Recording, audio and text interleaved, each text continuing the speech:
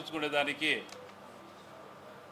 నిన్న మీడియా సమావేశపరిచి సాక్షి దినపత్రిక ఒకటే రాస్తుంది నా మీద తప్పుడు ప్రచారాలు అని సాక్షి పేపర్ మీద ఆ మాట్లాడినటువంటి మాటలు ఏమాత్రం ప్రజలకు ఇంపుసంపుగా లేదు. సాక్షి పేపరే కాదు, ఈనాడు, జ్యోతి ఇవన్నీ రాసింది. అంటే ఈ పేపర్ల మీద రాసింది మీకు కనిపించడం లేదా? ఒక సాక్షి ఒకటే రాసిందా?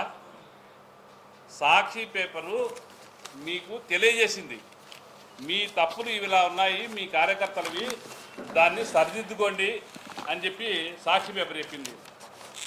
ఆ సాక్షి పేపర్ను మీరు వాష్రూమ్లో తుడుచుకునేదానికి కూడా పనికిరాదు అని చెప్పి చెప్తున్నారు. అంతేకాదు ఈరోజు జిల్లాలో 40,000 పేపర్లు సేల్ అవుతున్నాయి. మీకు తెలిసిన ఏదో సాక్షి పేపర్ అంటే ప్రతి ఒక్కరికి చూసుకునేదానికి వీలుగా ఉంటుంది. మీ ఎల్లో మీడియా మాదిర వన్ సైడ్ ఏం రాయదు, అన్నీ కలిపే రాస్తుంది. మేమొక్కరం ఏదో సాక్షి పేపర్ ఒక్కటే రాసింది, సాక్షి పేపర్లోనే ఉంది కాబట్టి సాక్షి వాళ్ళ మీదనే టార్గెట్ చేసాము. మీరు ఈనాడు రాయలేదా? జ్యోతి రాయలేదా?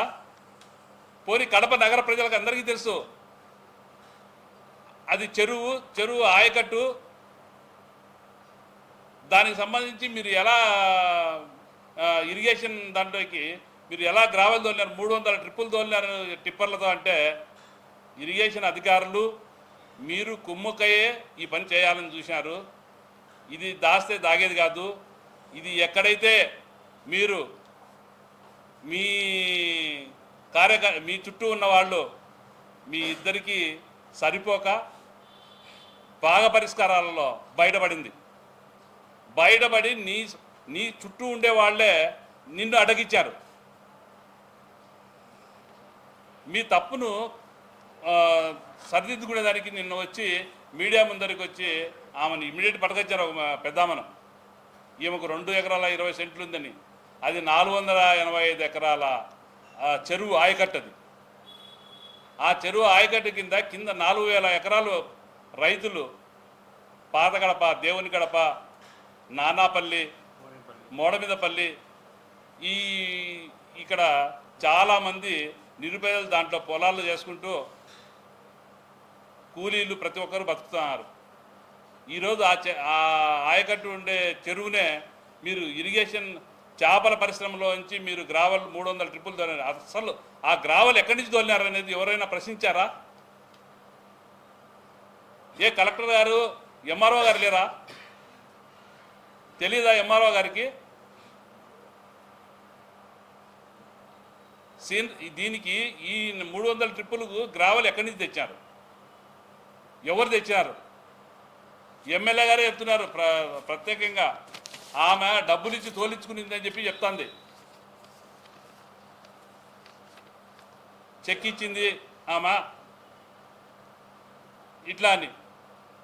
ఏమి ఆమెకు అంత తొందరగా ఈరోజు పేపర్లో వస్తానే పరిగెత్తుకుంటూ వచ్చి ఎతుకులాడి ఆమెను ఎవరినో ఒక ఆమెను పెద్ద ఆమెను పట్టుకొని వచ్చి పెట్టుకొని పక్కన కూర్చొని మాట్లాడుతున్నావు. దాంతోపాటు మా పార్టీ నుంచి 3 కార్పొరేటర్లను తీసుకొని వాళ్ళకేదో అరెస్ట్ వారెంట్ ఇచ్చినట్టు వెనక నిలబెట్టుకొని బాలకృష్ణ, సుబ్బారెడ్డి, సూర్యనారాయణ వీళ్ళని ఏమైనా మీరు జైలు పంపిస్తామని బెదిరించారేమో. పాపం చేతులు కట్టుకుని నిలబడినారు వెనక పక్క. ఇలా మీరు చేసే పనులకు మీరు రావడము, ఏదో కంప్లిమెంటరీ వచ్చి దానికి ప్రతిఫలంగా ఏదో ఒకటి మీడియాలో ఇవ్వాలి కాబట్టి భార్యాభర్తలు ఇద్దరు వచ్చి ఖండన ఇవ్వకుండా ఏదో మీరు కప్పిపుచ్చుకోవడానికి ఏదో మీడియా ముందరికి వస్తున్నారు. అరే రెన్యువేషన్ చేసుకుంటే వాళ్ళ దగ్గర నుంచి 5 లక్షల రూపాయలు డబ్బులు అడిగారు. పోలీస్ స్టేషన్ పోతే పోలీస్ స్టేషన్లో కంప్లైంట్ తీసుకోలేదు. మీ దగ్గరికి వచ్చి చెప్తే దానికి మీరు సరైన సమాధానం లేదు మీ దగ్గర నుంచి.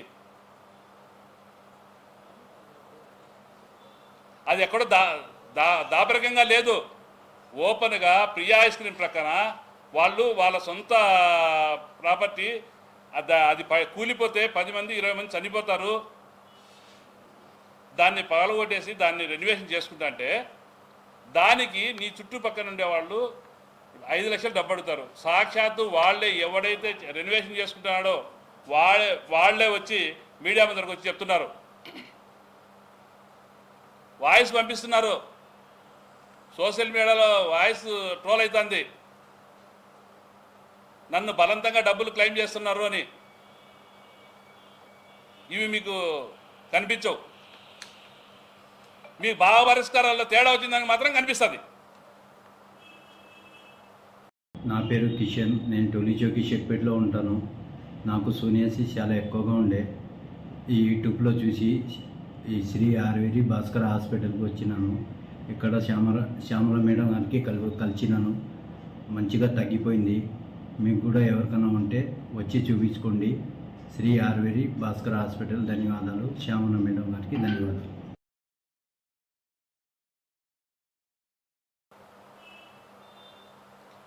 బఫర్ జోన్లో ఇరిగేషన్ ట్యాంకీలో మీరు ఎలా గ్రావెల్ తోలిస్తారు?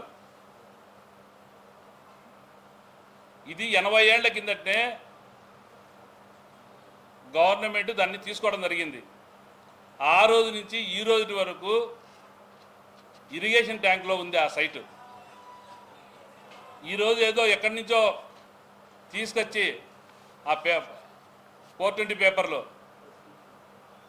ఇది ఆమె సొంత సైటు, ఆమె సొంతంగా చేస్తుంటుంది.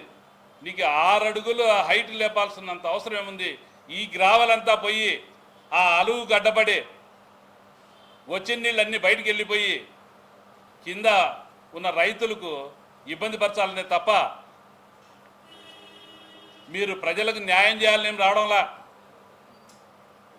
మీరు పెద్ద ఫ్రస్ట్రేషన్లో ఉన్నారు. ఏమంటే మహానాడు మేము చెప్పిన ప్లేస్లో లేకుండా పోయింది, కమలాపురం నియోజకవర్గానికి పోయింది అని మీరు పెద్ద ఫ్రస్ట్రేషన్లో ఉన్నారు. ప్రజల గురించి ఏం పట్టించుకోవడం లేదు, ప్రజల బాగోగు గురించి ఏం పట్టించుకోవడం లేదు. ఏమన్నా అంటే స్వచ్ఛ భారత్ అని చెప్పి ఉదయం పూట 4 సందుల్లోకి వచ్చి పొరగ పట్టుకొని ఫోటోలు తీపించుకోబోతున్నారు మేడం. అంత మించి ఇక్కడ ఏం జరగడంలా. 3 రోజులకు ఒకసారి నీళ్లు రావడంలా.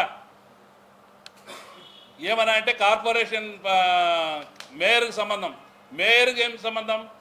ఇప్పుడు గవర్నమెంట్లో ఉండేది మీరు,